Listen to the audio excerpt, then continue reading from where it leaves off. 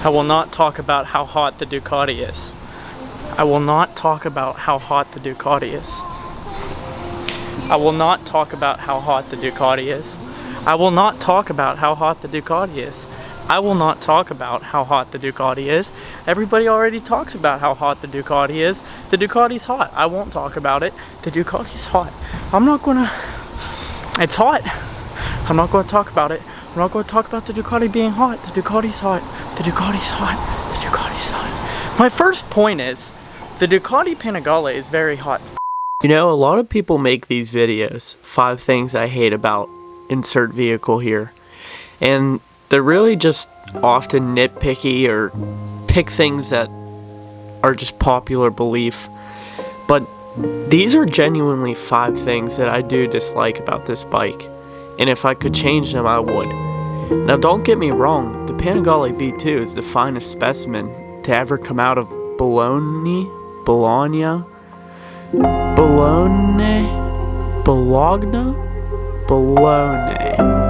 Whatever. You know what I'm saying. I just wanted to get that off my chest.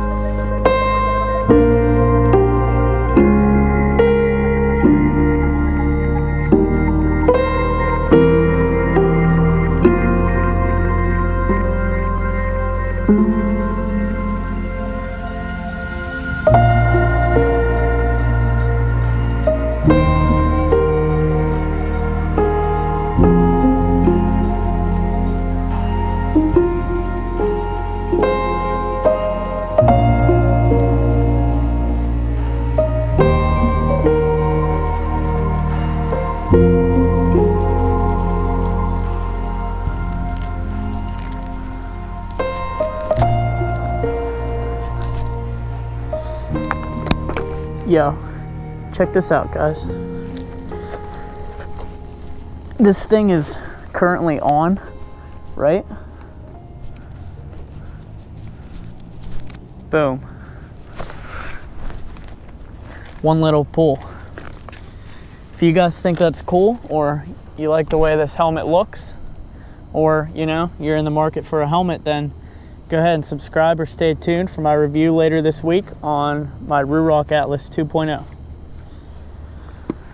But that's besides the point. The point of this video is obviously 5 things that I dislike or hate about my Panigale V2, and we'll just get straight to the point.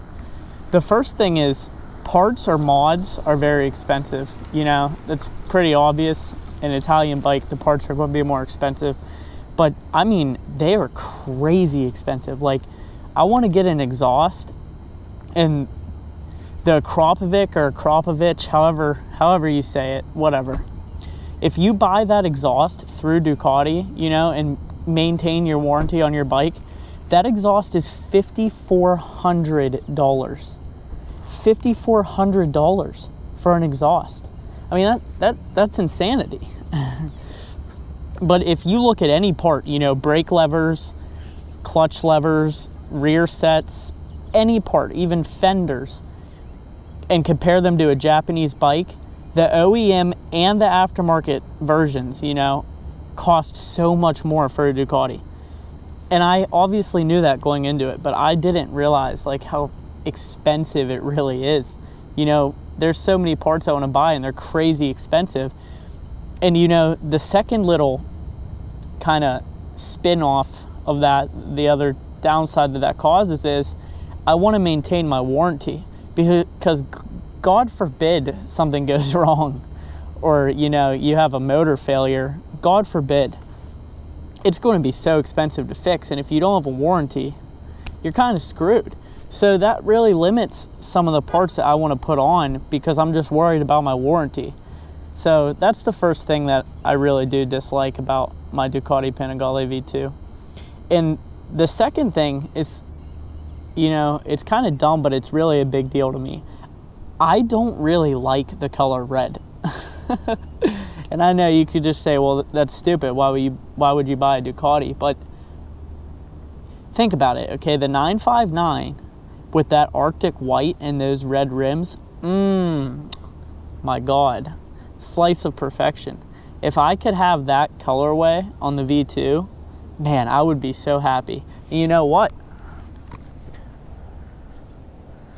It'd be a perfect match for my new helmet too. And I know that I could just paint it or wrap it. And honestly, I probably am going to end up painting it. And I'll go ahead and talk about that in another video. But I just don't really like red. Now, granted, yes, it does look great on this bike. The paint in, you know, the red color, it's grown on me and it really is beautiful. But I just wish we had options. You know, Ducati, obviously they're known for red, but not all of their bikes are always red. They've made yellow sport bikes, they've made white, they've made gray. Why couldn't we get some of that on the V2, you know? Nothing, I just don't like the red. That's really, it's grown on me, but I still, if I could pick another color, I would. And I wish they offered it, but unfortunately they didn't. The third thing that bothers me about this bike is it doesn't have a gas gauge. And I understand that a lot of sport bikes don't have a gas gauge. But here's my thing. You know, a lot of sport bikes don't have a gas gauge because they're very track biased. And that makes sense because you don't really need a gas gauge on the track. Like my brother's R6, it doesn't have a gas gauge. Understandable. But they actually softened the suspension from the 959 to the V2. And why would they do that? It's because they understand that people are riding these on the street. You know, 9 times out of 10 people are probably riding these on the street, and Ducati knows that. Now, obviously the bike performs on the track, and it is, you know, it was built with track in mind, but most of the time people are riding these on the street and everybody's aware of it. So you take the time to add all of this technology, like the blipper and the wheelie control and the lean sensitive ABS, and you can't just throw on a gas gauge. I mean, really? Like, it sucks so bad when you're trying to go somewhere far, especially, and you just don't know. Like, unless you do the math and the calculations, you just don't know. And if you guys ride sport bikes, you're probably used to that. But if you don't ride sport bikes, or you're just watching this video and you don't ride, yeah, a lot of sport bikes actually don't have gas gauges, and you have to like manually do the math to know how many miles you have left.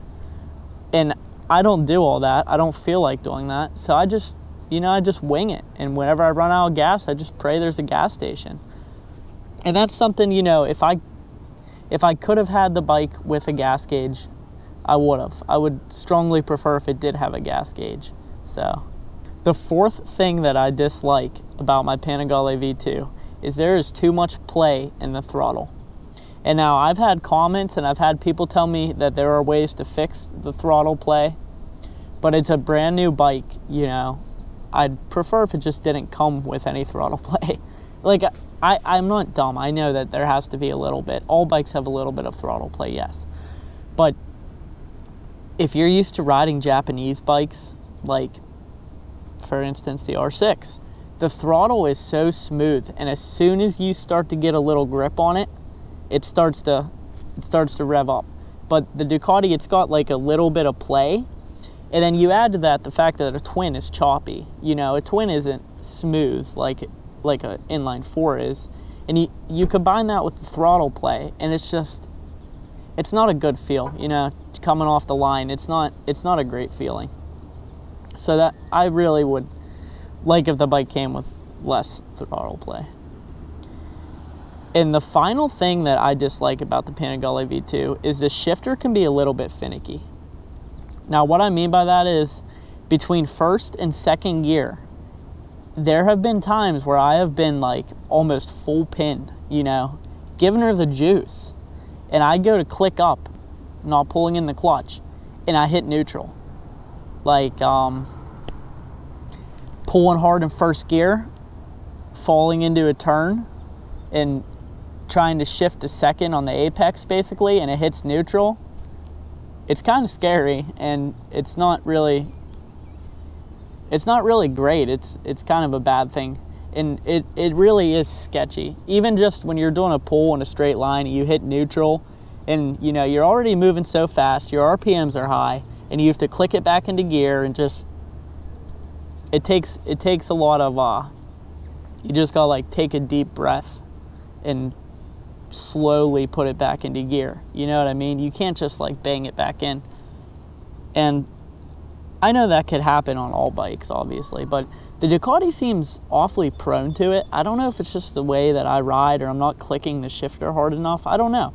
But between first and second, I usually pull the clutch in now, to be honest with you. And it can be finicky sometimes too in like the higher gears. Now, I've said in previous videos that the quick shifter is buttery smooth. And for the most part, that is true, really. If you're giving it throttle and you're banging through gears, it is usually pretty smooth. In the auto blipper, no complaints. The auto blipper has never failed me whatsoever. Perfect. But sometimes while I'm in the higher gears and I try to bang up a gear, it like will take a second and then click in. I don't know. This is the first bike I had with a quick shifter, and honestly, I really do love the quick shifter. And it's a great addition, and I don't know if I'll ever be able to own a bike without it now, a sport bike, that is, because I just love it so much. But sometimes it can be a little finicky, so that's the final thing that I dislike about my Ducati. Oh, and I'd also like to say, these things are kind of nitpicky, and I do realize that, but they genuinely are 5 things that I dislike about the bike, and I wish I could change. So I just want to say, obviously, I do love the bike, you know, and you could check out my last video, 5 things I love about my 2020 Ducati Panigale V2, to see the top 5 things that I do like about the bike. But I just wanted to put out a video. You know, I don't think that any bike is perfect, so every bike has its faults, and these are the faults that I see in my bike. Hey, thank you guys for checking out my video. If you liked it, then go ahead and give that like button some finger action, and you know, the subscribe button's right beside it, so don't be afraid to hit that too, because that's the #1 way you could support me. I don't make money off YouTube, I don't have sponsors. Just hitting that subscribe button is the biggest thing you could do to support me. So I work a full-time job and I still find time to come out here, so I really appreciate it. I appreciate all my subscribers, and I also respond to all my comments. So let me know in the comments if you have a Panigale V2 or another Ducati and what you dislike about them, or if you disagree with me on any of my points. And I answer all comments, so thank you guys for checking out my video.